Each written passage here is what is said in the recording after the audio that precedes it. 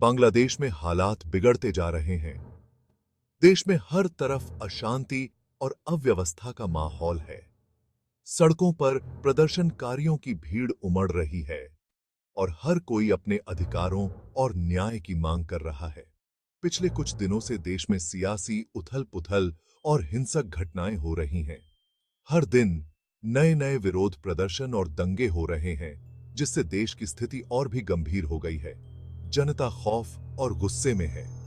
लोग अपने भविष्य को लेकर चिंतित हैं और सरकार से जवाबदेही की मांग कर रहे हैं। हर कोई अपने परिवार और अपने देश की सुरक्षा को लेकर चिंतित है। विपक्षी दल लगातार सरकार के खिलाफ प्रदर्शन और हड़ताल कर रहे हैं, जिससे आम जिंदगी ठप्प पड़ गई है। स्कूल, कॉलेज और दफ्तर बंद हो गए हैं और लोग अपने घरों में कैद हो गए हैं। सरकार ने विपक्ष पर दबाव बनाने के लिए पुलिस और सुरक्षा बलों को उतारा है, लेकिन इससे हालात और खराब हो गए हैं। पुलिस और प्रदर्शनकारियों के बीच झड़पें हो रही हैं, जिससे स्थिति और भी तनावपूर्ण हो गई है। दुनिया भर की सरकारें बांग्लादेश में बढ़ती हिंसा पर चिंता जता रही हैं और सभी पक्षों से अमन बनाए रखने की गुजारिश कर रही हैं। अंतर्राष्ट्रीय समुदाय भी इस मामले पर नजर रखे हुए है और शांति की अपील कर रहा है।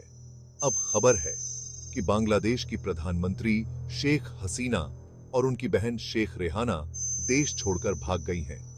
यह खबर सुनकर देश में और भी हड़कंप मच गया है।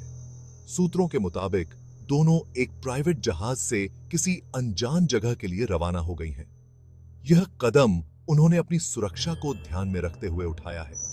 हालांकि सरकार ने इन खबरों को झूठा बताया है और कहा है कि दोनों बहनें अभी भी देश में मौजूद हैं। सरकार का कहना है कि यह अफवाहें विपक्ष द्वारा फैलाई जा रही हैं। विपक्षी दलों ने इसे अपनी जीत करार दिया है और कहा है कि इससे साबित होता है कि सरकार डर गई है। विपक्ष का मानना है कि यह सरकार की कमजोरी का प्रतीक है। इससे जनता का गुस्सा और भड़क गया है और लोग सरकारी इमारतों पर हमले कर रहे हैं। सरकारी संपत्तियों को नुकसान पहुंचाया जा रहा है और स्थिति नियंत्रण से बाहर होती जा रही है। अब सवाल है कि आगे क्या होगा? क्या सरकार इस संकट से उबर पाएगी या देश में और भी अराजकता फैलेगी? हालात बहुत नाजुक हैं और कभी भी कुछ भी हो सकता है।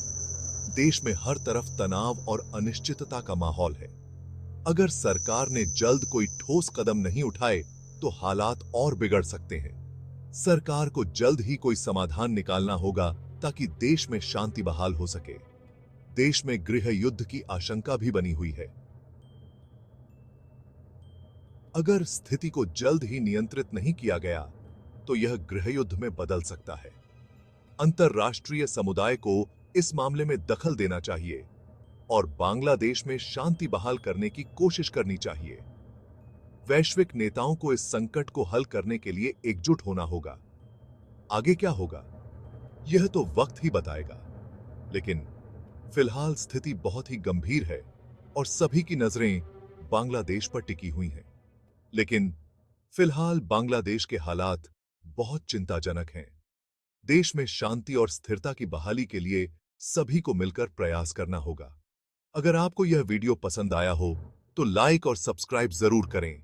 आपके समर्थन से हमें और भी बेहतर सामग्री बनाने में मदद मिलेगी। इस चैनल पर आपको ऐसी ही अहम खबरें मिलती रहेंगी। शुक्रिया। हमारे साथ जुड़े रहें और ताजा खबरों के लिए देखते रहें।